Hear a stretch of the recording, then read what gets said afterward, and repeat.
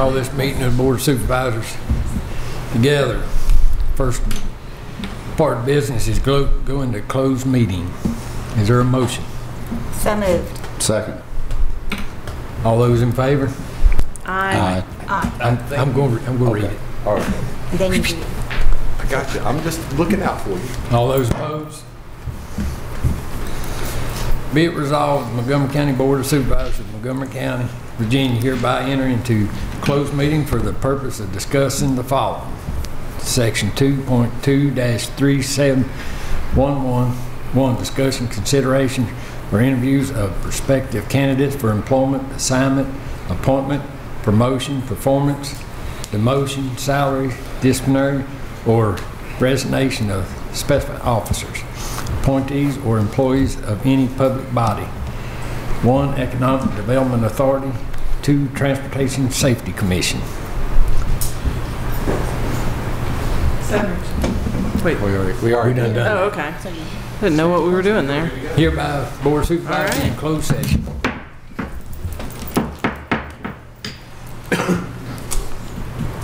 Whereas the Board of Supervisors of Montgomery County has convened a closed meeting on this date pursuant to affirmative recorded vote and in accordance with the provisions of Virginia Freedom of Information Act, and whereas Section 2.2-3711 of the Virginia Code of Virginia requires a certification by the board that such closed meetings was conducted in conformity with Virginia law. Now, therefore, be it resolved that the Board of Supervisors of Montgomery County, Virginia, hereby certify that to the best of each member's knowledge, 1, only public business matters lawfully exempt from open meeting requirements by Virginia law were discussed in the closed meeting to which this certification resolution applies, and 2, only such public business matters as were identified in the motion conveying the closed meetings were heard, discussed, or considered by the board.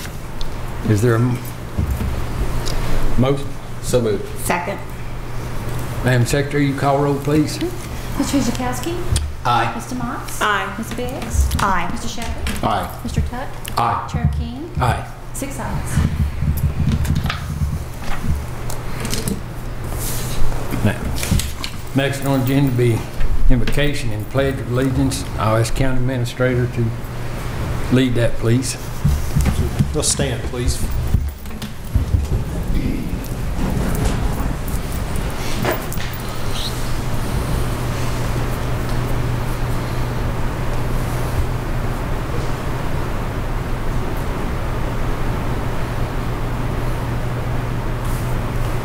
Let us pledge, please. I pledge allegiance to the flag of the United States of America and to the republic for which it stands, one nation, under God, indivisible, with liberty and justice for all. Thank you very much. Thank you, sir.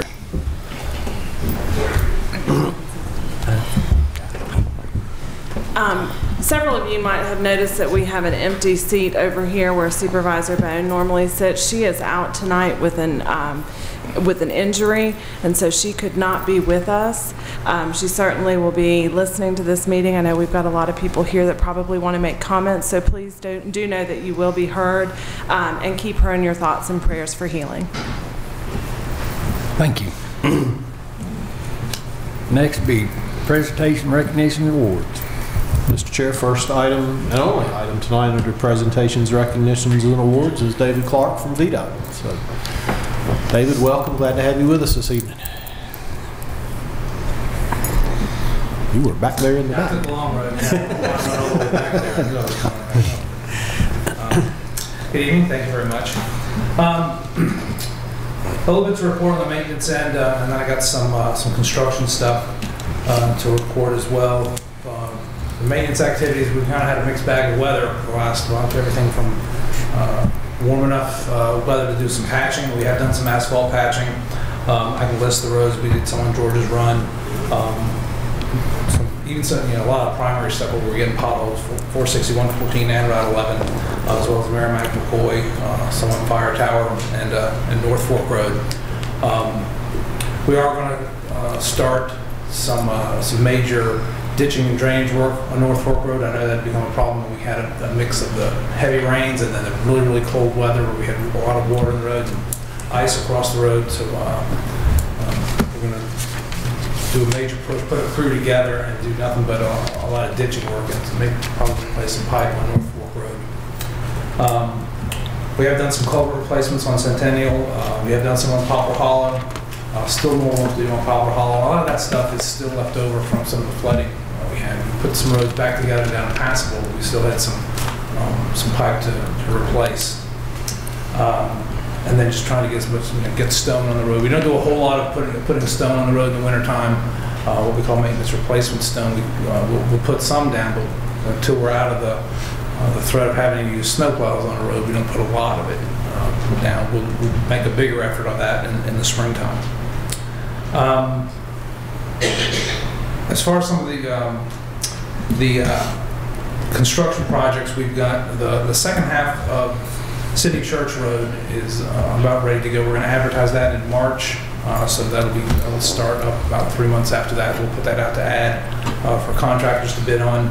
We're going to get the last part. We're still working on the design. Last part of Yellow Sulphur Road, and that with those two, we've got 2 more projects on the 6-year. Oh, we've got 3. One's not an unpaved road. So we're going to be looking to do a 6-year plan public hearing as we do every spring. I'll work with the county staff on picking a date, but it'll probably be somewhere in the May, April time frame. And if the board would like to put together, sometimes we've done this in the past, put together a couple board members who want to go look at some of the potential projects, I'd be glad to do that. One other thing I'd like to bring to the board's attention is an intersection out in the Reiner area, the Meadow Creek Road and Childress Road intersection. That's a 4-way intersection. It's in a flat area. It's a lot of sight distance, and yet it's still it's just forever had accident issues.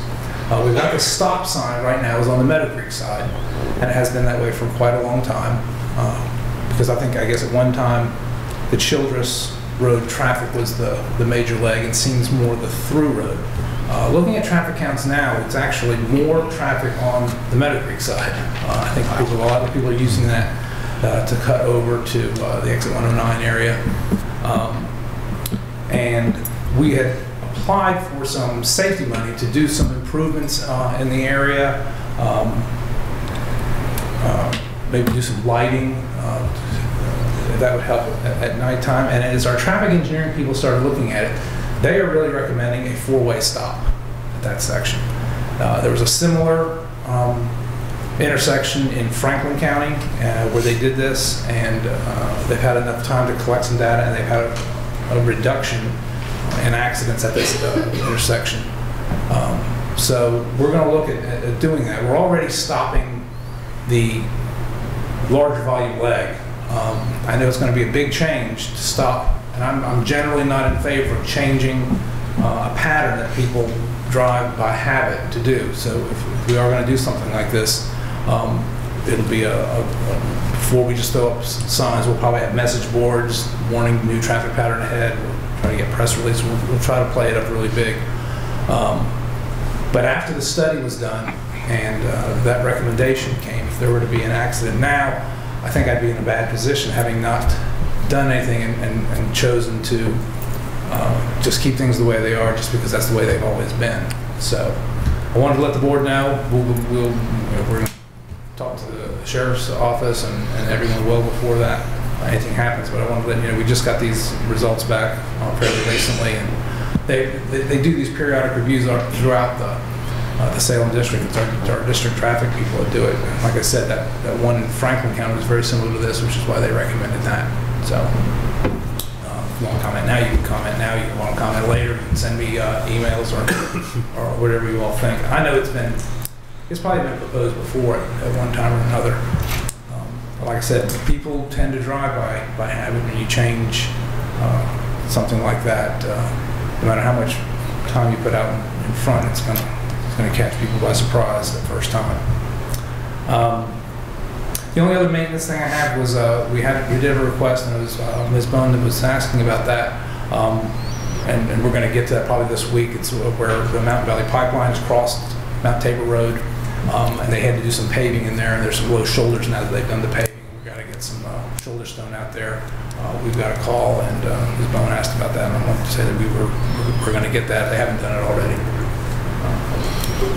And that's all I have for my report. I'd be glad to take any requests the board might have now. Supervisor Tuck. I know I placed it Yellow Sulphur Road on my board report, but since we've got David here, one, I'd like to thank you and VDOT staff for having the community meeting at the Animal Care and Adoption Center. It was very well attended. And as my fellow board members may recall, there was kind of two plans. One kind of starting very, very soon, straightening out a few of the curves, but not waiting 5-6 years and trying to have a straight shot. The vast majority of citizens who responded were in favor of starting now. And there was some general concerns that if the road got to be too straight, it would become a cut through in between Blacksburg and Christiansburg. And so I think VDOT is looking maybe for some direction from us. But from that meeting, also the phone calls I've received after the meeting and the email, I only received one email on it, but we're all in favor of the start as soon as possible option. And again, David, thank you very much. I guess there was probably 20, 25 folks there. We had a very good turnout. And I thought that was well attended. And I also want to thank Emily and her staff for making sure that everyone got a postcard to let them know in the mail that we were having that meeting. I do have one question about the four-way. How much would a traffic circle cost there? We looked at that as well. They take a lot of space. It's a lot of, we have to buy right of way. It may be in the $1 million range. Okay, I was just curious how much a traffic circle would cost, and because those are modern safety. Roundabout, I think would be like you could probably put in some kind of a traffic circle. It probably wouldn't be standards or the approach speeds that you have right now. Okay. It would be so small that you would be practically stopping people anyway. Okay. Thank you. But I would like, that'd be really giant roundabout. Okay. Supervisor. I don't know if you've had a chance to get out to the bridge replacement on Mount Pleasant, but it seems to be moving along very nicely. And I think all my neighbors are getting used to the fact that it's a dead-end road, and they kind of like that. Yeah. So I just thought I'd let you know that once you get it finished, you may have to take it back out. But it looks really good. Thank you. It's been a while. It's been probably about a month I went down. They had the old structure out when I was down there, though. Vice Chair DeMott. You mentioned some work that's being done on Mount Tabor. Could you speak to what VDOT has done now that Mountain Valley Pipeline has temporarily suspended construction during the winter? Have there been any road inspections that have taken place in the areas that were heavily traveled by all those big vehicles? There's a coordinator for that. Of course, I believe our normal maintenance superintendent that rides out there. We did have them pave the section that was right there where most of the trucks were, and that's where we're having, because they paved it, it raised the road, and now the mail truck has issues, and that's, we're going to have to either get them to do it, or we will put stone on that shoulder to get there. But yeah, we have people that regularly ride that to check for it, as wherever they are, because they have a permit through us to do that work, and part of that permit is they have to repair any damage they do to the roads. And I really appreciate that. I know we had an incredible volume of citizen complaints about vehicle operators on the road, which would not be a VDOT concern, but the conditions of the road were also a really pressing concern for the folks living in the areas that were affected. So thank you very much. We'll keep up that and probably step it up a bit this time of season, because it's just, even without them there, this is the time of roads tend to get that condition. Thank you. Supervisor B. Quite a while back, I brought up a citizen concern about when you go down Prices Fork from Blacksburg and you get to the intersection with 114, about having a right sort of turn lane, and you said that you all were going to look at that. Do you have any information? Did you look at it, or what happened? We put in a request for construction funds for that, and it did not get approved. Another possibility is using some safety and operational funds for that. It wouldn't be as extensive as we would have done if we'd gotten approval for a construction project. So right now we're just trying to decide how to use, it's about $100,000 of safety funds. We'd have to use to construct that. So to do that, would you need some direction from the board or consensus from the board to look at doing it that way? Or those are limited funds that could be used for anything, right? Yeah, it could be used for anything. We've got a couple other things that we had, the board had talked about. And we're working with the county staff on coming up with a list, and I'm sure if we get a list of the things we want to do, I'm sure that we'll bring it before the board before we start anything to make sure that the board approves of how we're. Okay, thank you. Supervisor Shepherd. The only thing I had was I've had several calls about potholes and paving issues, but it sounds like you're all over that, so that's all I had. Trying to. 'Tis the season. I just have two things. We discussed before about trying to restrict big trucks on Meadow Creek. Are we any closer to that? As a matter of fact, I thought I'll double check with our stable people. I know they were working on that. That should be fairly soon. I just heard from a few bus drivers and some people that lives out there. Yeah. And the county has a locally administered project out at Meadow Creek and 600, 177. Right there at Tyler Road. Yeah. Okay. And when it does warm up, going out Route 8 out of Christiansburg, maybe we could get them areas painted again. Yeah. Does anyone else have anything else? Thank you very much. All right. Thank you. Thank you, Dave.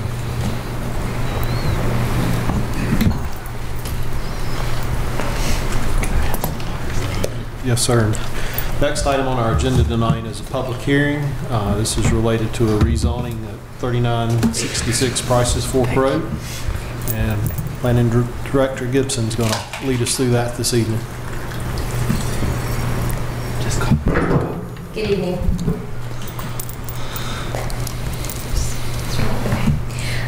Tonight we have a little bit of a unique application. Typically when we're bringing forward a rezoning application, it's more substantial in nature. But this application, you'll know, is an existing non-conforming that's really just seeking to become conforming. So I'll walk you through that. While the application has a lot of names associated with it, it is more commonly known as the M&M Tire Site off of Prices Fork Road. And you can see here on the map, it is just west of the town of Blacksburg, right before you go into the Prices Fork village. You can see here on the aerial a little bit better. This is what the parcel looks like today. It is a little bit larger than it has been, and we'll talk about that a little bit too. It is zoned A1, as is the surrounding property. You can see a little bit of Sterling Manor in the top corner there that is zoned R1 residential.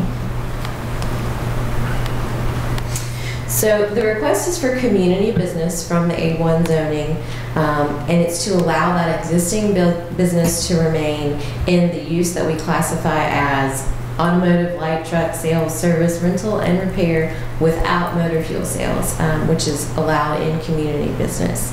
And they've proffered to keep that use the same, and so any other use at the site would require them to come back to you with another rezoning request. So this is sort of the layout of the site. Most of us have seen the building. It has been there for some time. You can see the building and then the parking area. And then this shows a concept for an entrance change, but there are two entrances already on the site. This plat was done in 2017. And it changed the lot size to what you see today with a boundary line adjustment with the adjacent parcel. So it's now 1.5 acres. Again, since we're looking at an existing use on an existing site and really only changing the zoning to look at the conformity, we're not talking about really any impacts today. VDOT did talk about potentially they could go down to one entrance in the future. That is part of VDOT's access management that they do along all of the corridors. But at this time, since there's no change, VDOT's not asking for any change or any improvements at the site. They have an existing water connection and are interested in connecting to sewer if it's available. No impacts to schools or emergency services proposed. This shows you a little bit of the 2025 comprehensive plan map. And that talks about this being a village expansion. And one of the things that we talk about other than density in our villages is some of the smaller services to be provided for the village at a village scale. And so while this is smack in the middle of an area that's talked to be residential, this use at this property actually predates zoning and predates the comprehensive plan, and again has been serving the community already for many years. The Price's Fork plan also has some policy statements, even though it's designated in an area for residential, where it talks about having some services available to local community members. So when we look at an analysis for this application, it's an existing business. As I mentioned, it predates zoning. It's existing non-conforming or grandfathered, as we often call it. They're not proposing any change in use, but one of the things that this would do is provide them some flexibility moving forward. There's a group of brothers and sisters that own the property. Should they ever want to sell it, it would be a little cleaner to have it match the zoning and the use. If there's ever any site plan work planned at this site, we have to treat existing non-conforming a little differently than if it were zoned community business. So it will give them some flexibility there at the site. For the Planning Commission, we had a public hearing. There was one citizen who spoke regarding traffic and entrance concerns. They were speaking to them specifically in conjunction with an adjacent application for rezoning, but just talking about how there's already some site issues that can exist there, and it could be exacerbated with another application. And so the Planning Commission did make their recommendation to the board for approval with the condition of keeping the use the same. So as I mentioned, really doesn't change anything there at the site. And that was by a vote of 8-0. We did have one member absent. And that's all I have for you tonight. Does anyone have any questions for staff? Anyone have any questions?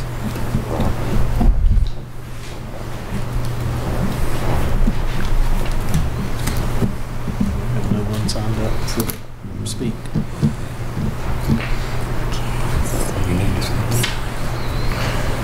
You don't.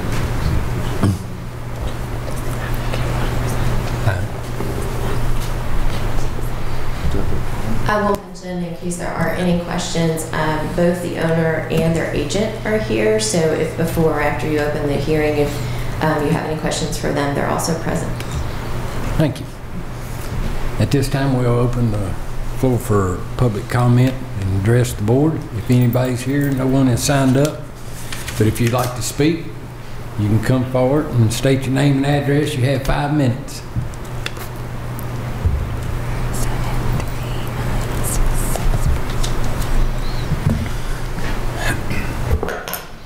Good evening, Mr. Chairman, members of the board. Appreciate your all's time tonight. There's really nothing I could add to Emily's presentation. She covered everything that we would come up here and talk to you about. But I did want to mention and respectfully request, if you board pleases, that you vote on this tonight if it's no concerns. Be happy to answer any questions you have. Does anyone have any questions for him? Thank you, sir. Thank you all. Thank you, John. Like I said, no one has signed up, but you're more welcome to come forward if you'd like to speak on this project. Seeing no one, we'll close this part of... Wait. Did you want to speak? Come on up. She signed up under public. Ma'am, is this on the project? Oh, no, not on Friday. Yeah. Oh, okay. That's what I thought.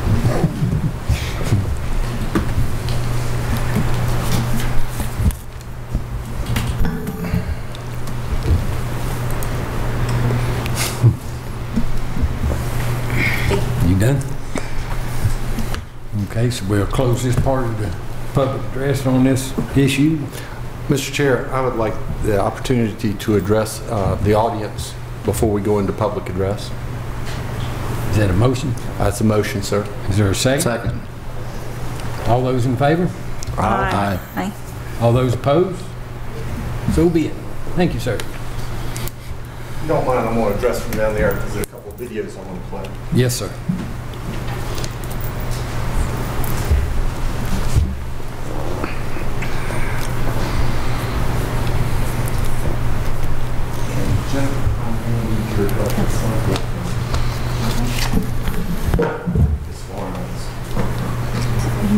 Give us some The presentation. videos. Here we go. Thank you. My name is Christopher Tuck and I represent District B, and I'm speaking on behalf of myself tonight. I imagine that some of you are here to address the board, and you're going to have an opportunity to address the board for about 5 minutes, each one of you, on any subject you want, but some of you may be here to talk about redistricting. And when you get up before this board, I want you to speak from a position of fact and not fear. On a national level, I find it very distasteful when we see national leaders use fear to drive their agenda. On a local level, I find it repugnant. Bottom line is facts. The school board makes the decisions on redistricting. That's the truth. We do provide 70% of the funding to the schools. We spend more money per child than any other locality when you factor in debt. Not by a little bit, but by a lot when you start talking about per pupil. So how do we get here? One, this redistricting process. The Board of Supervisors, working with the school board, developed a plan because we were at our debt ceiling to expand Falling Branch and to eliminate those mobile units that were there, but also expand that school with the hopes of being able to get more kids from the Christiansburg strand out of mobile units. Many of you may not know, but there's no other mobile units in any other strand. It's just the Christiansburg strand. Now, we were at our debt capacity, but we were able to put it together by saving money and selling property, $11 million, and we've seen that expansion. The school board's goal of getting kids and out of those mobile units is a good one. And it's one that I personally support. I believe that we can reasonable people, and when you go to the school board and you want to talk with them, I encourage you to talk with them, but not at them. Talk about what your concerns are when you're talking about and how the redistricting may affect you. Work with them for them to come up with a better plan. Instead of spending $100,000 on developing a plan and redistricting, they're working through it themselves. They're saving that money so they can spend it on our students rather than pay a consultant. That's something else that I support. So how did we get to this point where a lot of you are here to address the Board of Supervisors on redistricting? And it comes from a video from the school board. And Dr. I Knight. heard one of the Christiansburg Board of Supervisors members say that we have to use the capacity that has been built in other areas. So basically what they're saying is move kids out of Christiansburg to these other areas. And do we agree with that? No. I don't agree with it. You know, fear spreads quickly. Mark Twain once said that a lie will make it halfway around the world before the truth can even get its shoes on. And it spread quickly in that board meeting. And board members got very upset when they heard that a Christiansburg member was supporting shipping kids out of Christiansburg. Wasn't going to build anything. And we had been working on a plan together. We had said we were going to remodel Christiansburg High School and expand it. And it was going to cost $73 million. And we were also going to look at building a new elementary school for the Christiansburg strand. And we were looking at ways when we were going to be able to do it, because remember, we're at our debt ceiling. So the Board of Supervisors, I started getting all these phone calls. I got a call from the Roanoke Times. They said, "Did you guys change your plan?" I said, "What are you talking about?" They said, "Are you going to ship kids out to Eastmont and down Christiansburg, downtown Christiansburg?" I said, "Dan, I don't know what you're talking about." And so I started talking back and forth, and I started asking citizens, "Where are you getting this information? Where is it coming from?" And so it came from a December meeting that we had. And at that meeting, the Board of Supervisors had reached out to our financial advisors, who allow us, and Courtney Rogers with Davenport takes our money, our bond request, and goes to New York. And based on our bond rating, we're able to borrow money. The county's bond rating is just like your credit score. If you have a really good bond rating, you get cheap interest rates. If you don't have a good bond rating, you don't get such good interest rates, and when you're talking about borrowing $73 million and another $40 million, you're talking about millions of dollars. So we had this meeting, and Courtney was there, and he was answering, and Supervisor Bone asked him a question. We exceeded our debt capacity when we had an emergency. We did exceed, but Wall Street understood that. They said we had an emergency. The roof collapsed at Blacksburg. We're going to not affect your credit rating when that happens. We're going to say that that was okay. So, but she asked that question, couldn't we say that the overcrowding at the Christiansburg elementary schools and at the high school is an emergency? And he kind of answered her question, but he said, look, that's really going to be up to them. And I asked a follow-up question. I asked a simple question. I said, now listen, when you're talking about the bond rating, is New York City going to look at our entire capacity? Is New York City going to care about where we draw the lines? I didn't say that, but that was what was in my mind. And they said, and then that's when he responded, they're going to look at all those factors, and they're going to not say that it's an emergency, or it's going to be very unlikely. Now, does that mean that we can't borrow money in 2023? No, that means that that's when we're going to be able to borrow some money. But it does mean that we can't borrow right now and say it's an emergency without affecting our credit rating. But we don't have to rely on just what I'm saying. Let's first watch. Unless there's an emergency. Well, like you said, we don't have a broken down school, but we do have schools that are busting, right? And that's really why they're coming to us. And to some people, that is an emergency. I understand, right. So is it an emergency or isn't it an emergency from the credit ratings perspective? It's going to be. It would be hard for them to answer that without, well, you know. You're our professional. So what is that?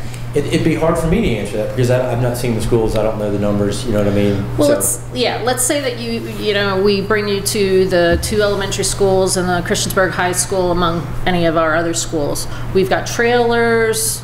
I don't know what busting at the seams means unless you're saying, well, we're in trailers, so we've already busted the seams. Is that, from your perspective, an emergency? I guess it's hard for me to answer that because I don't know the price tag of, let's say, building a wing on a school to get rid of those learning cottages, right? Okay.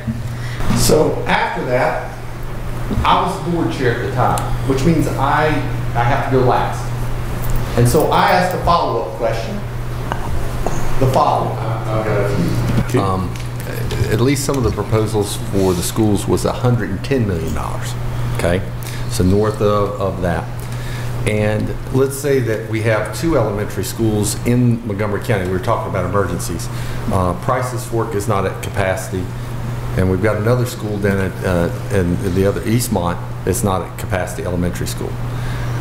So when we're talking about emergencies and we have capacity in our system, but we're not redistributing the students, is that going to affect whether that's an emergency or not? I think it could. And one of the charts that we will show the agencies is a listing of the schools, what their institutional capacity is supposed to be and what the current enrollment is. And if they see that and say, well, I see where you're busting here, and I realize it's tough for people because they have to change schools and things like that, but I know Loudoun County does it every year.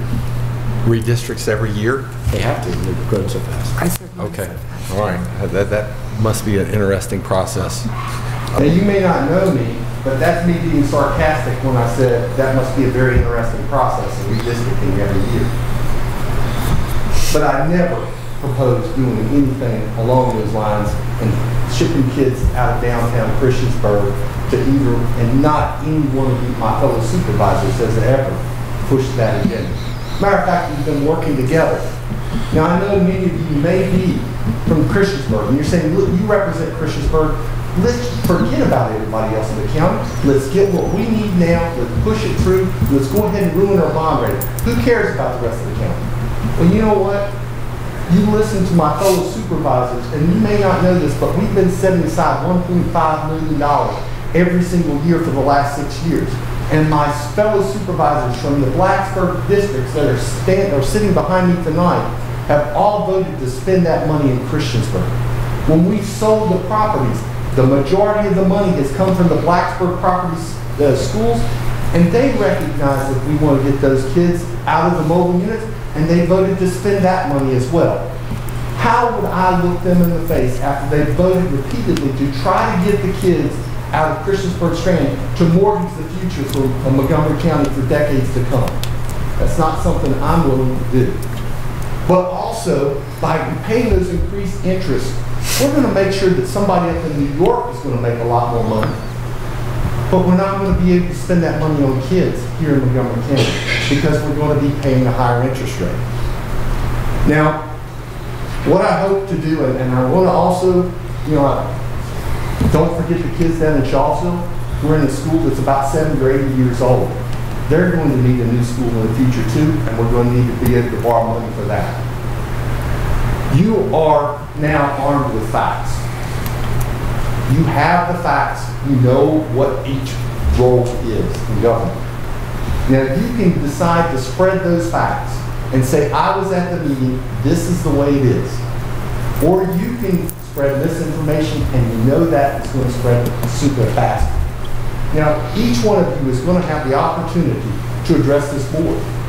And if you get up and you say, you control redistricting, I'll tell you, I'm probably not going to be listening to you because you're going to be speaking out of fear and not out of fact.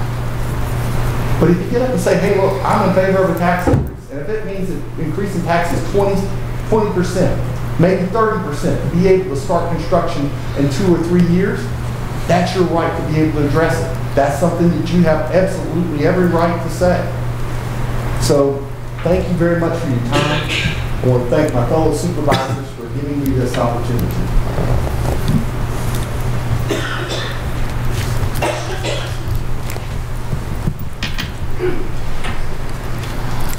Thank you, Supervisor Tuck.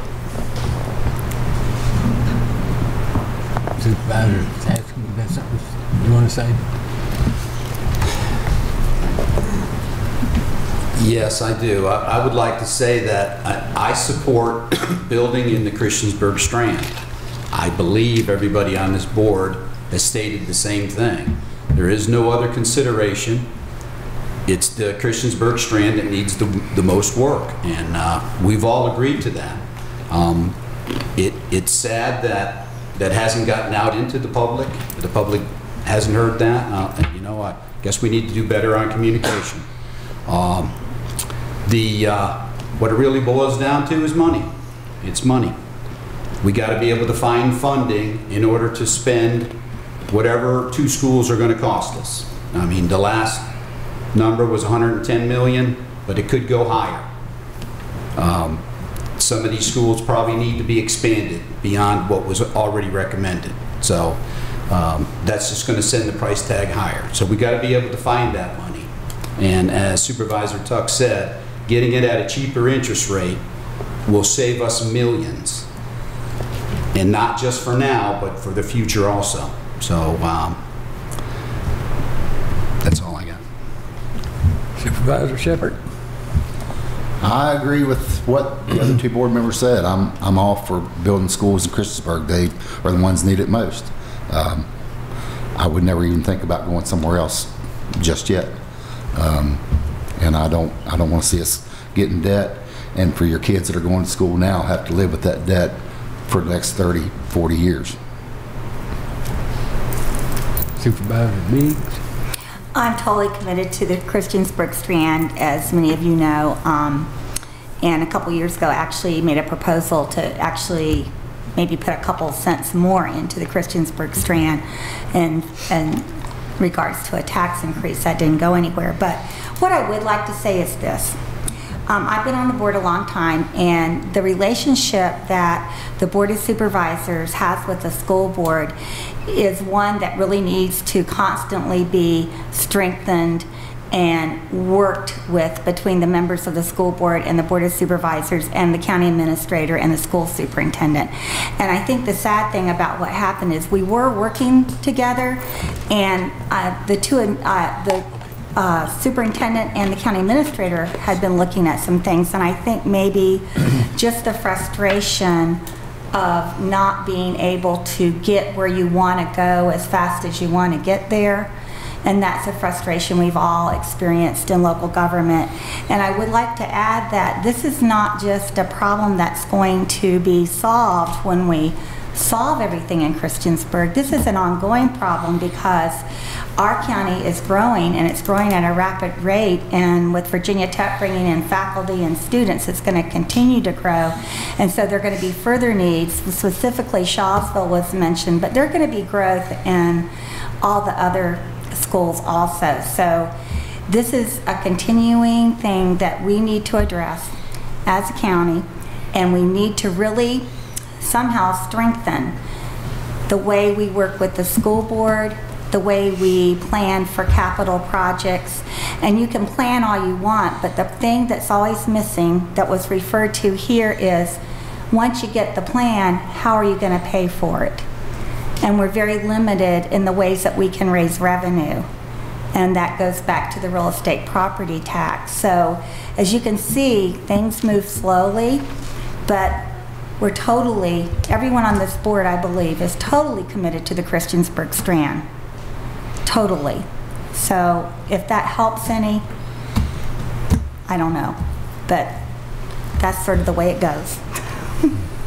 Vice Chair DeMoss. Just a few comments, and not to pile on too much from what all of my colleagues have said, because I do agree with them. As one of the Blacksburg supervisors that Supervisor Tuck mentioned, I have been completely committed and supportive of spending the money that we have saved fully in the Christiansburg Strand, and also pursuing options for bringing increased capacity into Christiansburg, remodeling the schools, and then looking at some elementary options as well. I think that this is a very important time for us to be working together instead of politicizing what is already a very complicated process that pits us against one another.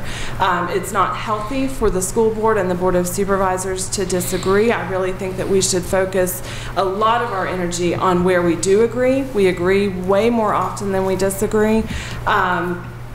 One thing that was mentioned by Supervisor Tuck in his comments is the bond rating. And it's the charge of this board to be responsible and cognizant of the county's bond rating and make decisions in a way that will not negatively impact the bond rating. We don't want to spend more money on interest unnecessarily. We don't want to spend your taxpayer dollars on interest payments. That being said, I fully support Christiansburg. I fully support expanding Christiansburg, getting students out of mobile units. Further, I support looking at the options for a larger school than the 1,300 pupil school that we've been presented, because I think the need is there in Christiansburg for that type of school. This board won't have any influence on the redistricting process, nor should we. We were not elected to study those types of matters. That is in the very capable hands of the school board.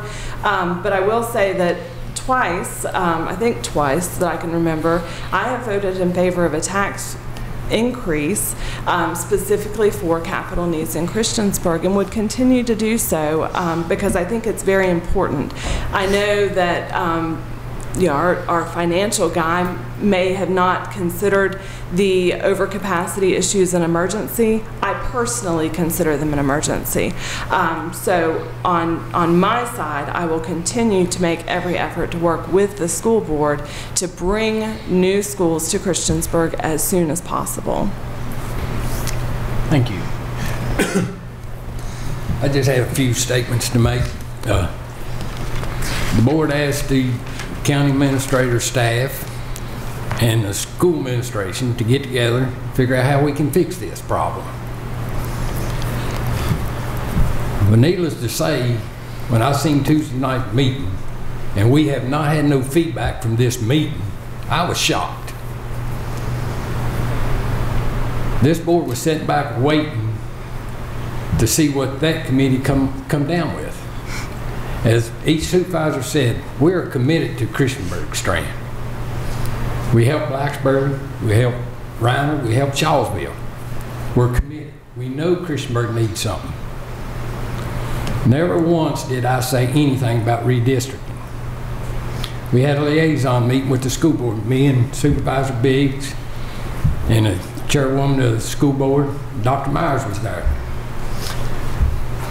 When he did say something, and I want you to understand, he did not tell us plans. He said the redistricting. And Supervisor Biggs, you tell me if I'm wrong when I said this. The first thing out of my mouth was, you're going to redistrict kids that's already went to that school? That's my concern. And he said, no, they would be grandfathered in. Christiansburg High School. That was my concern. When I was younger, I went to Bethel Elementary School. Then they built the Reiner School. They closed our school down and transferred us to Reiner. I understand what your parents is going through. I really do. But I wish that we could waited till we had comments back from both administrations before this meeting even took place. I think we would do better for the citizens if we work together. And I'm not talking about all school board members. I'm really not. We work hard together. They tell us what they need and we try to get it. But you also have to understand, we got to look after the county as a whole. In my district and another district, C, even the school board ought to know this. District C has a high population of free and reduced lunches. My district has some. These people cannot afford another tax increase. They just can't. But saying it last, I'm telling you, this whole board is behind Christiansburg Strand. And I appreciate each and every one of you coming out tonight.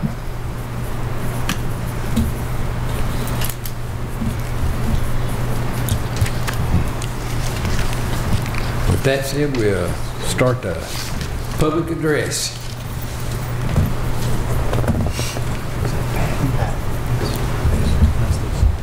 Leslie Patton.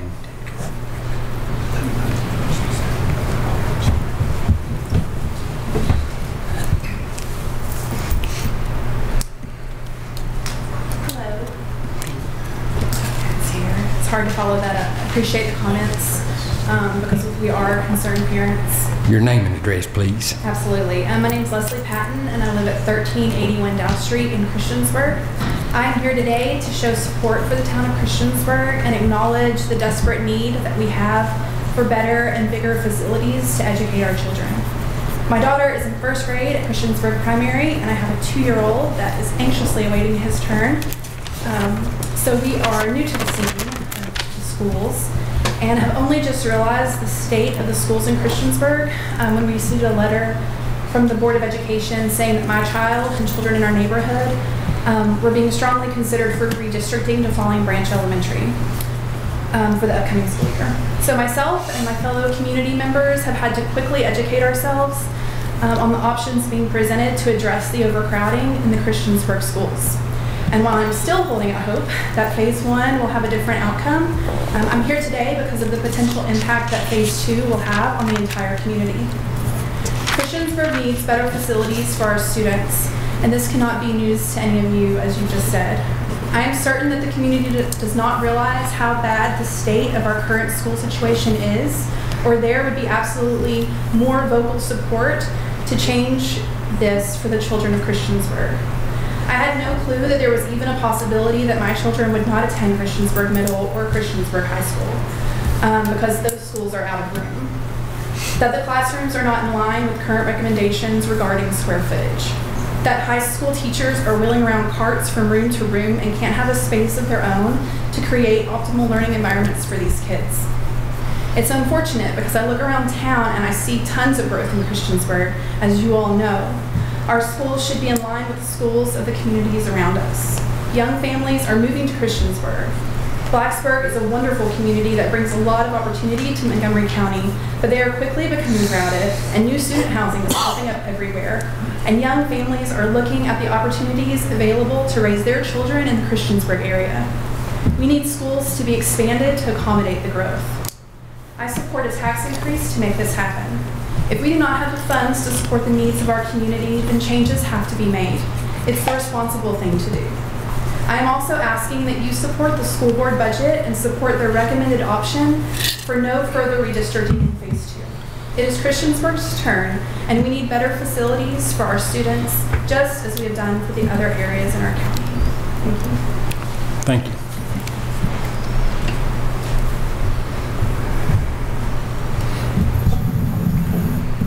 Thank you. Elizabeth Poor.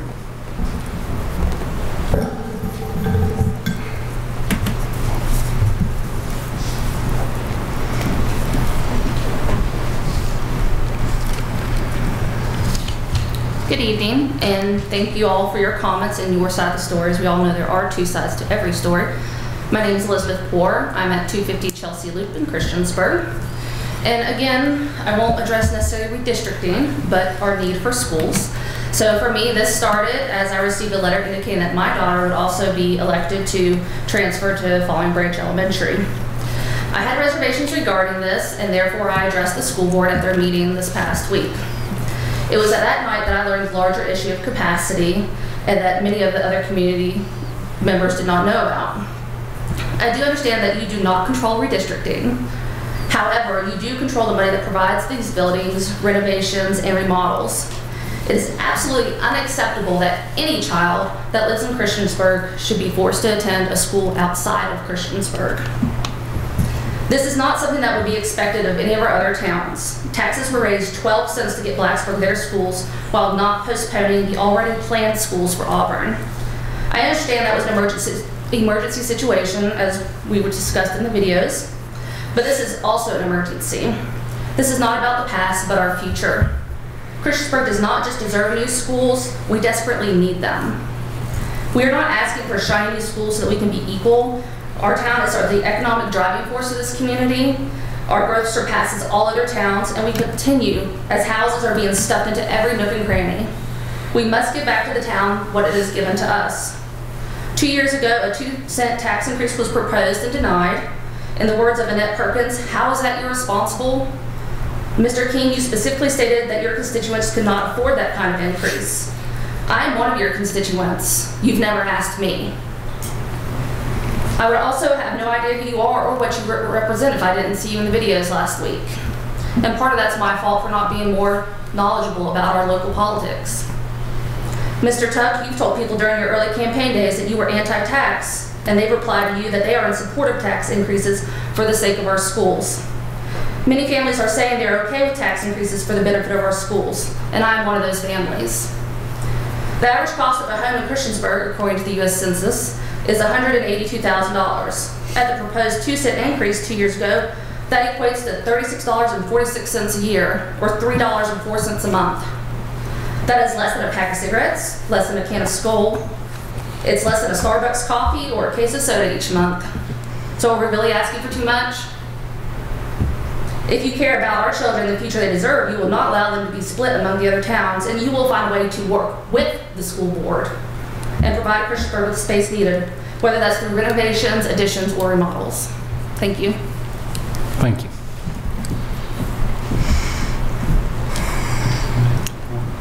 Matt Poor.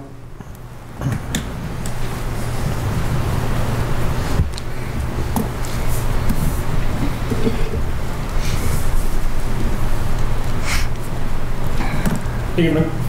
I'm Matthew Poore. I live at 250 Chelsea Loop also in Christiansburg. That's my wife, and I tell my friends when she talks like that at home, I go upstairs and play video games. Makes me a little nervous. So, I mean, we all know that schools are in need of repair. They're overcrowded. I'm not going to say anything about that that's not already said. But, you know, this isn't a problem that's going to get better until we can pay for it. You know, frankly, more people are moving in here. Christiansburg, until recently, has had 10% growth percentage-wise over the past 20 years or so. It's slowed down about the past 6-7 years. So if we want to talk about fact, I think the only way to do it is to increase capacity, and that is by raising taxes specifically geared for that capacity. Again, you want to talk about facts. One of the arguments, and I've listened to the board meetings over the past years, so one of the arguments is that, you know, people would not be able to afford the tax increase, $40 or $50. That amazes me because the same board that has this great concern for the poor people, and that's how it was put, recently raised a fee which one of its members specifically pointed out would only affect poor people. When we're talking about property taxes, real estate taxes, families with lower incomes won't end up paying as much as higher income families. They're not the ones buying the expensive homes, and you know, I wholly agree that finding extra money is harder for people who have less to start with, but the brunt of it would affect people who make more money, as it should. If we don't want to give that money, I mean, it's kind of crazy. You know, we give 5 or 10% of our income to our churches. We pay 11% to eat out, but we hesitate to commit a fraction of a percentage point when it means being able to provide. You know, we call it unreasonable. 2 cents has been called unreasonable by this board. Our neighbors in Roanoke County and city pay an effective 96 cents and $1 on the $100. We should aim to do the same, even if it's temporary. We've needed schools for a long time. We need the money, and this is the only way we can do it if our money comes from real estate taxes. We need real action, and we need to stop kicking this can down the road before it becomes unsolvable. If we don't take care of it, we're going to fail our community. Thank you. Thank you.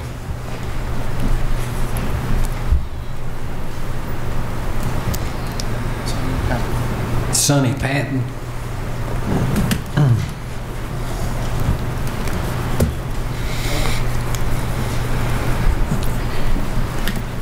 Good evening, members of the board. My name is Sonny Patton. I live at 1381 Down Street here in Christiansburg. I'm here tonight to voice my support of more school facilities in the town of Christiansburg. I didn't even know that the schools were over capacity. Again, that's my major stuff to keep up with the politics in the town. 2 weeks ago, I received a letter in the mail just stating that my child would be bused up and down 81, possibly to go to Falling Branch Elementary. This is only phase 1 that the school has proposed. Phase 2 could possibly have my child going to Auburn, which I can literally see the Christiansburg Middle School from the back of my house. To put that in perspective, it would be like if I bought a house at Kipps Farm with the intention that my children would be going to those schools that surround that subdivision. Instead of that, my children would be bused to Gilbert Lincoln, and then when they got to middle school, they would have to be bused to Christiansburg Middle. That's just a hypothetical situation. Since there is a new subdivision that has just broke ground right across the street from Falling Branch, which consists of roughly 60 single-family homes. There's another phase 5 just started in Walnut Creek, which consists of another 26 homes, which would be District 4 Falling Branch. In a matter of years, Falling Branch is going to be in the same situation. It could possibly be a decade or so. Just based on my basic observation of the area, the majority of the surrounding localities use Christiansburg as a place of commerce. Due to its immense amounts of big box stores, car dealerships, and various food chains, etc. With more coming in the very near future. I feel as though the town of Christiansburg is pulling its weight to pull in revenue for this area. As far as funding goes, the obvious solution is to raise taxes. Mr. King, you said that there are people with fixed incomes. Maybe present a tax exemption for people who do have lower incomes. You know, make a tax bracket that if you fall within that bracket, you will not have to pay the tax for that an education tax, basically. So back in March of 2017, Dr. Mayer proposed that there would be a 2-cent tax increase, which would take it from 89 cents to 91 cents for every $100 assessed on someone's property. So those numbers, you know, 2 cents, that would be roughly $20 for every $100 or $100,000 for your assessed property. So you can do the math there.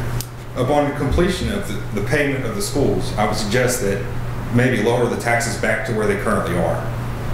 Mainly just get the funding for the schools and then you can lower the taxes back. In short, I feel the citizens and businesses of Christiansburg have backed the funding of the surrounding schools, and now it's time to back ours. Our children are the future leaders of this area. Please consider building new schools in the town of Christiansburg.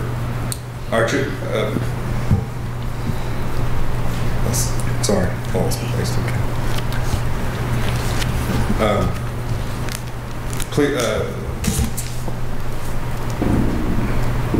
please consider building new schools so our children can continue commuting to the same location they have always known. Thank you. Thank you.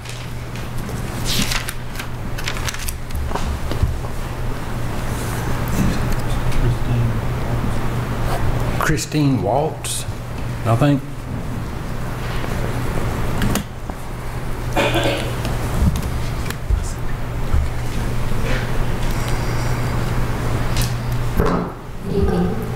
I want to start by saying I don't mind paying taxes, but when my taxes go to companies who say they are going to do something and then do not do the things they are supposed to do, I have questions on why the money is being spent that way. Could you state your name and address, please? Sure. Christine Waltz, 1370 Rigby Street, Christiansburg, Virginia. Thank you.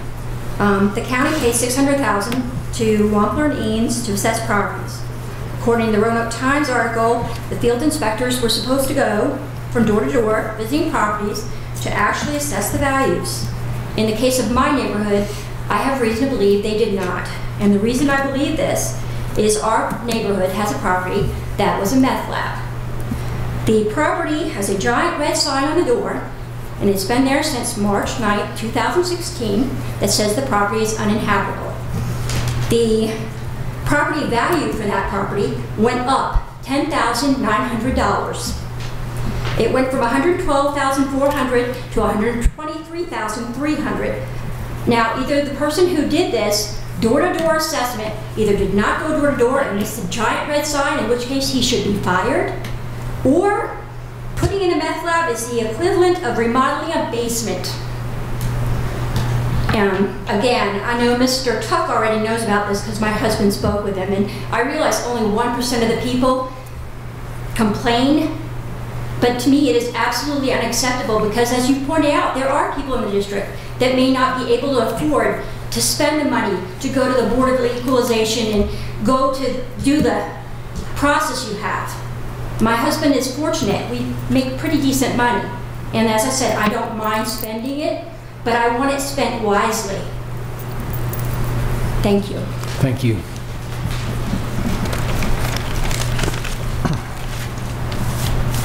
That's the last one we, excuse me, that's the last one we have signed up. If anybody else would like to come forward and speak, you can do so now.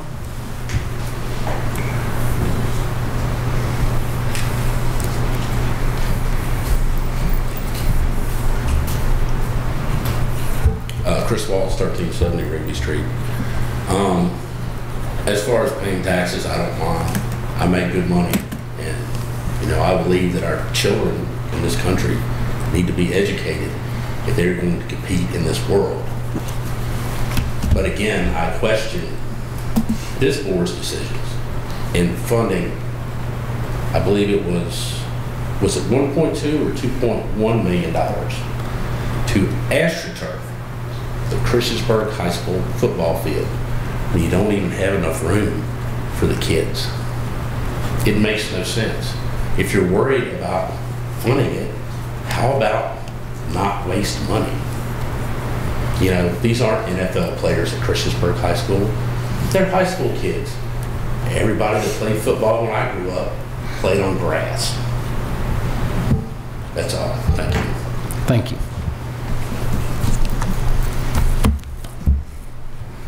Anyone else would like to speak? Seeing no one coming forward, we'll close this part of the public address. Addendum. Do you have addendum? No addendum. Have no addendum. Consent agenda. So moved. Second? Second. Madam Secretary, you call roll, please. Ms. Biggs? Aye. Mr. Shepherd? Aye. Mr. Tuck? Aye. Mr. Fizikowski? Aye. Mr. Motts? Aye. Chair King? Aye. 6 ayes. Thank you. Is there a motion to go into work session? So moved. Second. All those in favor? Aye. We're in work session. Thank you, Mr. Chair. This evening we have with us Alan Cummings and Paul Jacobson from the Montgomery Regional Solid Waste Authority. You have in your packet this evening under work session some information related to a solid waste flow control ordinance. And I'm going to recognize Paul and Alan to say a few words about exactly what a flow control ordinance is and why this is something that they would like for our board to consider. I know Marty has been involved in some of this discussion as well, and I know Supervisor Fizikowski is on the Solid Waste Authority Board. So Alan and Paul, I'll turn it over to you guys to start off and lead the discussion. Thank you. I'm Paul Jacobson, attorney at the Sands Anderson Law Firm, and appreciate the chance to be before you tonight. I represent the Montgomery Regional Solid Waste Authority. That's why I'm here. I'm Alan Cummins. I'm the director of the Montgomery Regional Solid Waste Authority, and we'll probably just call it MRSWA. It's a lot shorter. So, or the authority, which is what I like to call it. But so you have before you a draft ordinance. I don't know how much you've had a chance to talk about it, or staff has informed you, but I have had a number of discussions with your county attorney, Mr. McMahon, and we're here to answer any questions you might have. Also, I'd like to do just a very, very brief background and history, both sort of from the beginning of the authority and then more recent history from the beginning. And the ordinance goes into some great detail on this. And the notebook I gave Mr. McMahon is all the backup documents, contracts, statutes, DEQ regulations, et cetera, all supporting that. But the authority was formed in 1994 to take over solid waste solid waste disposal services from Montgomery County, and an agreement was entered into. It's been, I think the consensus is that it's been a success story of regional cooperation involving the county, Christiansburg, Blacksburg, and Virginia Tech. The authority joined the New River Resource Authority in 1997, a few years later, as the Mid-County Landfill, which the authority took over from the county, was reaching its capacity, and the New River Authority in Pulaski had and still has significant capacity at its landfill. Alan can go into some of the financial issues and the fact that there's been no major environmental violations over the last 23, 24 years, as long as the authority's been running it. So they've done a good job from that perspective. The recent history is that in the summer and fall of 2018, I believe there was first of all, it was noticed that maybe some tonnage was kind of in terms of the amount of solid waste was decreasing. There was news of a private operation moving into Christiansburg, taking over an existing facility. The town of Christiansburg has taken the position that the expansion, which is some 8 to 10-fold of this facility, would not require a conditional use permit. The facility is not a licensed transfer station. It's called a materials recovery facility. They say we recycle, although we're told some 85% of what goes through there is not recycled. It ends up in the landfill. So it's not sorted at the source, as I believe the county's program, recycling program, is, as well as the towns, as well as Virginia Tech.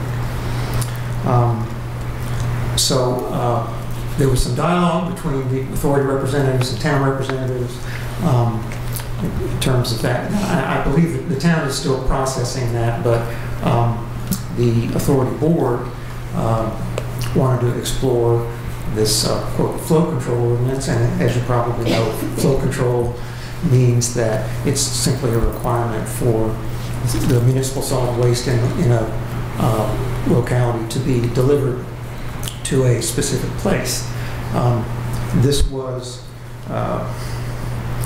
ruled on by the U.S. Supreme Court in 2007 as being legal. It's not in violation of the Interstate Commerce Clause of the Constitution, as long as the facility receiving the municipal solid waste was a governmental facility. That's not the rule for private facilities, but the court ruled that because these types of ordinances do not discriminate against one private business versus another, that they're allowed. The court also noted that waste disposal is both typically and traditionally a local government function. In this respect, it's very similar to water and sewer. And I know, of course, you have a PSA, and you all sit on the board of that PSA. So the authority board has requested you all to consider this along with the two towns. It would not prevent a private company from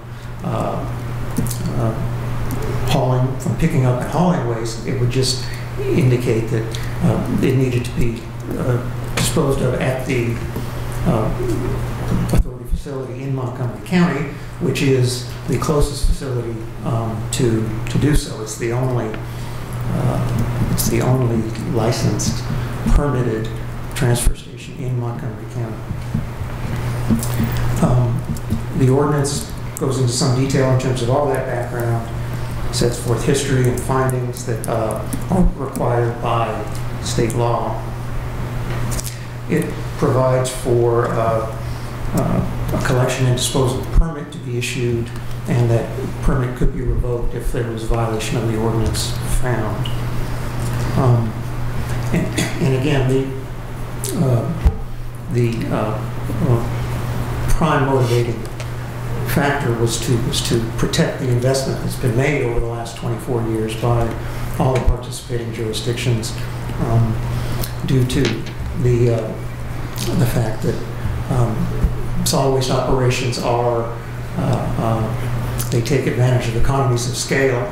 You have certain fixed costs. The more business you do, so to speak, then the lower the per unit cost. And I'll let Alan take off from there. Yeah, I talk this trash. So that's what I deal with every day. But in the solid waste industry, is which MRSWA is, we deal in economies of scale. And pretty much what in the solid waste industry, economies of scale means the more solid waste you handle, the lower your fees will be and the more services you can provide. And over the past 25 years, with the economies of scales that we've had, we've been able to do quite a bit of good things with that. We've kept our fees low. Went back and looked at when the authority started back in 1995, the solid waste trash fee was $53 a ton. Today we're at $54.50. So $1.50 in 25 years isn't too bad. It allows us to manage the closed landfill. The closed landfill has about 1.3 million tons of trash in that. Of course, a closed landfill creates no revenue all it does is create expenses, but it does allow us to manage that closed landfill. It's allowed us to provide many free services to the public, one being free household hazardous waste disposal, free universal waste disposal, free electrical waste disposal, all the stuff you want to keep out of landfill, for one thing. And it also has allowed us to provide free education and tours to the school system and to the public. Over 6,000 people last year. We're very proud of that fact. It's also pretty much allowed us to evolve recycling in Montgomery County. We've evolved from being segregated recycling, which back in the 2000s you had to bring in cardboard, a slug of cardboard only, a slug of plastic bottles only, a slug of newspapers only. We evolved from that to dual stream, where you could have all containers brought in together and all fiber, newspaper, white paper all together, to now today single stream, which everybody's getting picked up on their curb. So it's really helped us evolve recycling. I feel I've been with the facility, with the authority for 13 years now. I'm very proud to say that we have had no DEQ environmental violations at the landfill, any of our 3 permitted facilities, which is the tire facility, the transfer station, and the closed landfill. We are overseen or controlled by a 5-member board, one from each membership, Christiansburg, Blacksburg, the county, and Virginia Tech, and a citizen at large. And they've done a great job of keeping us feasible, cost-effective. We are now, proud to say, debt-free facility, and the board does a great job of oversight on fees and keeping those fees low and services high. So just going to make that quick. I just want to let you know the economies of scale, how that works. And the flow control ordinance, what that would do is just help assist and keep the economies of scale going for the next 25 years and letting us continue to grow and do bigger and better things for the citizens of this great county. Take any questions? Does anyone have any questions? So just to clarify, the flow control ordinance would mean that any hauler that's coming into Montgomery County, the town of Christiansburg, the town of Blacksburg, or onto Virginia Tech's campus, to remove solid waste, garbage, or recycling, they would then have to take those materials to the Montgomery Regional Solid Waste Authority. Yes, with the exception of the way the statute is written, it actually does not cover recyclables. Okay. It covers municipal solid waste to be disposed of. But yes, and as I said, we're asking both towns to adopt hopefully substantially the same ordinance. So talked about this a little bit with Mr. McMahon. The law is not entirely clear in terms of the county's jurisdiction, so to speak, within the towns, and certainly the safe way to proceed is to have the towns adopt their ordinances. But yes, so it would be that anyone who picks up trash, it has to then be disposed of at the authority's facility if it's picked up within, again, the limited view would be the really the unincorporated areas of the county. So I'm going to draw some really simple conclusions, and if possible, if you could just give me a yes or a no. The more trash we accept at Montgomery Regional Solid Waste Authority, the lower the costs are of operating this public facility. That's correct. That's the economies of scale. Okay. And then if we have a private hauler or multiple private haulers that are then coming into the community and taking things out, the cost to the customer, which would be the average citizen, would increase. Probably, to use. Okay. Do we have any haulers that are doing that currently? I was going to say the majority of the haulers that bring their waste to the authority, they're private, but they do bring it to the authority.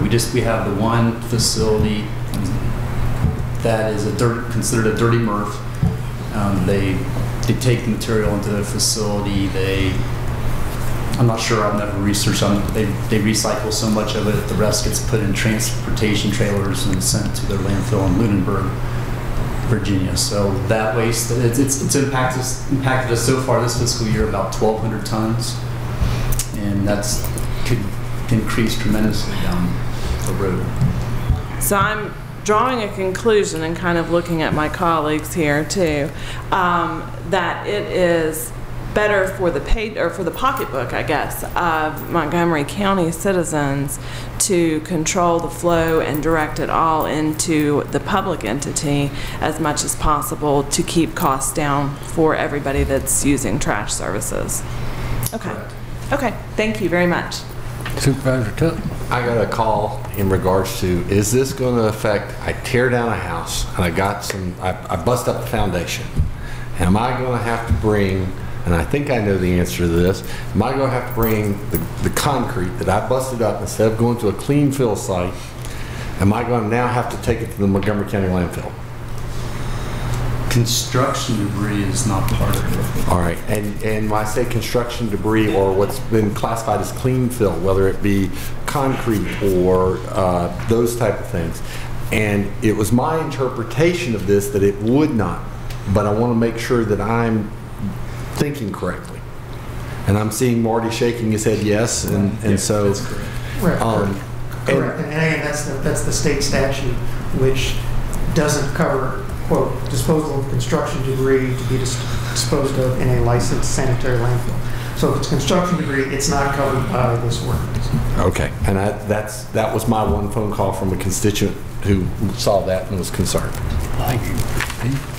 Yeah, I just got to state I don't have any questions because you all have filled me in quite well, and I understand the situation, but I wanted to take the time to thank both of you for getting on this issue and essentially solving it as soon as we can pass these ordinances to protect what we have invested. It's the work that is done, Alan, by you and your staff on managing that facility is astounding, and if any of you have ever taken the tour over there and seen what they do, and seen it, as Alan had said, all the free services that come about on things that would wind up in a landfill and just cause more problems, it's fantastic, and I wholeheartedly support this ordinance. I remember when it opened, so I took the tour when it opened. But yeah, I want to thank you too, because it has been an asset to our community. It really has, and thank you for everything you do to make it work. Well, I just want to put a quick plug in for my team. It's not me. I have a tremendous team at Merswa, and just to be honest with you, we have went from 26 staff members 13 years ago to 13, and I feel like the service has even increased with half the staff. So kudos to the team. Supervisor Shepherd. I just want to say thank you for what you do and bringing this to our attention. I have no question. Just want to tell you how much I appreciate everything y'all do. Any other board members have any questions? Mr. Chair, I was just going to ask Marty, could you give us a little direction as to next steps now that we've discussed this? Yeah, well, on the board's agenda is a resolution scheduling a public hearing on the ordinance. It's going to take a little longer time than we normally have for ordinances. The public hearing will be April 22nd. There is a 45-day notice period that we have to comply with. That has to go out to all private companies that are involved in hauling or disposing of trash. The county administrator will have to send that notice out at the public hearing. And so the next step would be the resolution. You guys approve that, which authorizes the administrator to comply with those provisions, and then the public hearing will be on the 22nd of April. So I'm not sure what kind of time frame the towns are on, but I guess we'll coordinate with them as well. Thank you all. Thank you very much. Is there a motion to go out of work session? So moved. Second. All those in favor? Aye. All those opposed? Thank you. New business. You want to do that? Yes, sir. Mr. Chair, first item under new business is you have before you a proposed ordinance concerning the rezoning of 3966 Prices Fork Road from agricultural A1 to community business. This is what we had the public hearing on earlier this evening, and if it's the board's pleasure, you can take action. So moved. Second. Third. Madam Secretary, you call roll, please. Mr. Tuck? Aye. Mr. Fizikowski? Aye. Mr. Motts? Aye. Ms. Biggs? Aye. Mr. Shepherd? Aye. Chair King? Aye. 6 ayes. Mr. Chair, next item, as the county attorney mentioned just a few minutes ago, request to schedule a public hearing for the proposed ordinance amending Chapter 9.1 entitled Solid Waste. This is a result of the discussion we had earlier this evening, and so you have a resolution calling for that public hearing. Is there a motion? Motion. Second. All those in favor? Aye. Aye. All those opposed?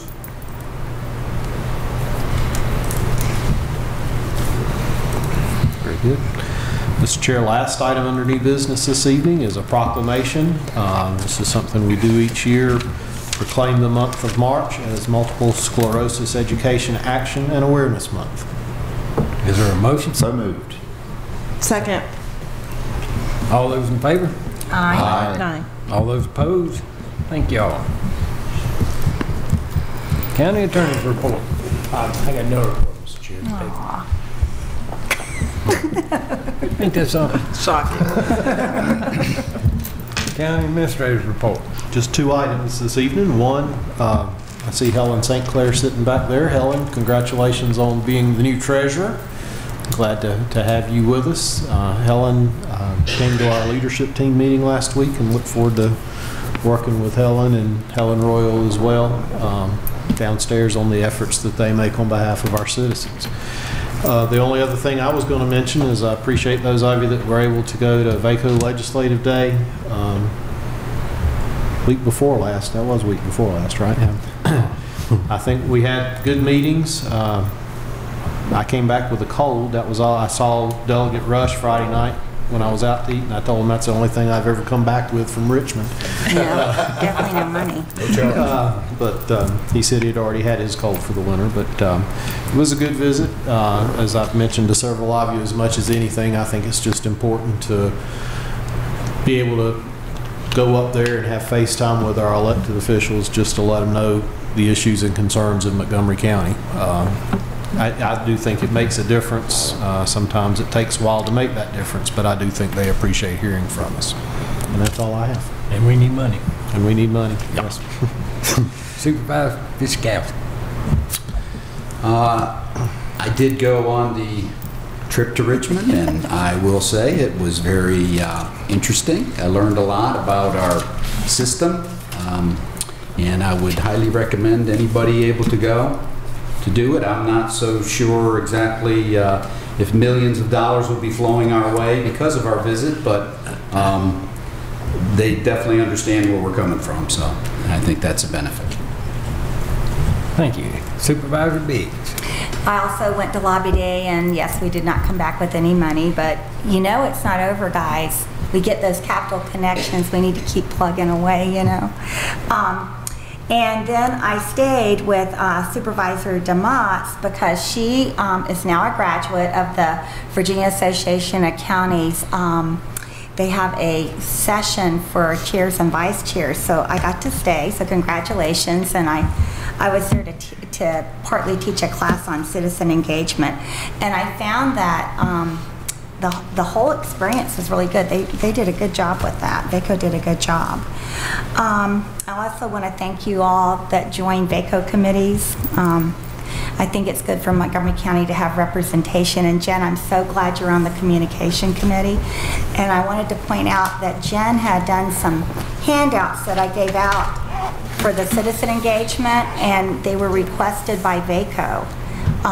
They liked everything, and thank you so much for your help on that. Don't talk her up too much now. Yeah. And then I know that Yan has already put in the paper that I planned on running again for the board, and I just wanted to make that announcement tonight. I plan to run for the District F seat on the Board of Supervisors again this year. It's been my honor to represent and serve the citizens of my district and the county. And I'm looking forward to representing, engaging, and serving my constituents of District F as well as the citizens of Montgomery County as we face the future challenges and try to plan for them. And those of you that have known me for a long time know that I constantly keep harping on planning for the future. And I think it was evident tonight that kind of thing is really important because our county is going to continue to grow and it's going to bring a lot of challenges. And so I would like to be involved in that process. And that's all. Thank you. Supervisor Shepherd. I don't have any report this evening. Thank you. Bless your heart. Supervisor Tuck. I've already talked about yellow sulfur. I'm going to ask to pass over until the next meeting on the constitutional officers. But I will bring it up next meeting. There's a couple of things I want to make sure I get a good grasp on. But the other thing is, I was just thinking about debt service on $110 million. And just running the interest, you're talking about a 9 to 11 cent tax increase on that kind of debt service on $110 million, depending on the interest rates. And so that's one of the reasons why we want, and that's why Wall Street is going to want to see us pay down our existing debt before they're going to loan us any more money. Thank you. Thank you, sir. Vice Chair DeMotts. Just a couple of things. Of course, I was president of the VACO, the Virginia Association of Counties Lobby Day a couple weeks ago, and I did want to mention that while we didn't come back with millions of dollars for our community, I think it's always an incredible accomplishment to be able to educate our delegates and senators at the state level on the issues that Montgomery County is facing. So we're not necessarily returning with the riches, but they at least have a broader understanding of what it is that's challenging our community and how we think it can best be solved. I know, for example, Nick Rush, and I'm not picking on him, but he lives here in our community, and so he is very in tune with the challenges, but he's not facing them as he once did as a supervisor. He's now facing them at a higher level. So I think there's a lot of value in several of us going out there and really building those bridges and making sure that we're continuing to say, hey, this is a problem and we need your help in fixing it. We nag them sometimes, and hopefully that will pay off, and one time we will return and say, hey, we brought back $10 million. But if not, we'll continue to try year after year. Also, as Supervisor Biggs mentioned, I did attend the Chairman's Institute while I was in Richmond. There were a lot of very interesting sessions covering budgeting, meeting procedures, citizen engagement, board relationships. So I really think there was a lot of value in attending that two-day learning experience, and I appreciate the opportunity both by this board and the citizens have given me to be able to expand my knowledge base. So coming right on the heels of that, my seat is up for re-election this year. It has been in the paper that I am planning to run for re-election. I've not made an official announcement until now, so you guys all get to hear me make an official announcement that I do plan to seek re-election as the District G representative on the Board of Supervisors. At the completion, or I guess we're in the final year of my first term, I can look back and say I haven't been perfect. I don't think any of us could say that we have been, but I'm really feeling strong now as a leader. I really feel like I'm hitting my stride. I've learned a lot. I acknowledge that I still have a heck of a lot to learn. This has been an interesting position in that you receive a spot education on several topics. So we studied constitutional officers. I know more about constitutional officers than I ever thought I would. And we've done that on a lot of different issues. I use that as just one example. It's been very enriching. I feel very honored and privileged to have been given this responsibility for the community. And as I continue to learn in this role, I think I grow in my capacity to serve the citizens. So I'm asking for the support not only of my district, but of the whole community as I seek re-election to continue to serve Montgomery County.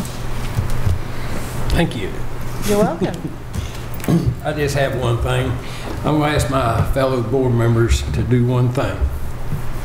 I know we had a rough ride this week with the school meetings and all this going on, but I want to ask each one of you to reach out to the school board and try to build bridges and just explain to them one-on-one how each one of you felt when you watched that video. Because the only way this community is going to get together is if we do it together. And I want to honestly say to each one of you how much I appreciate each and every one of you, what you do for your community.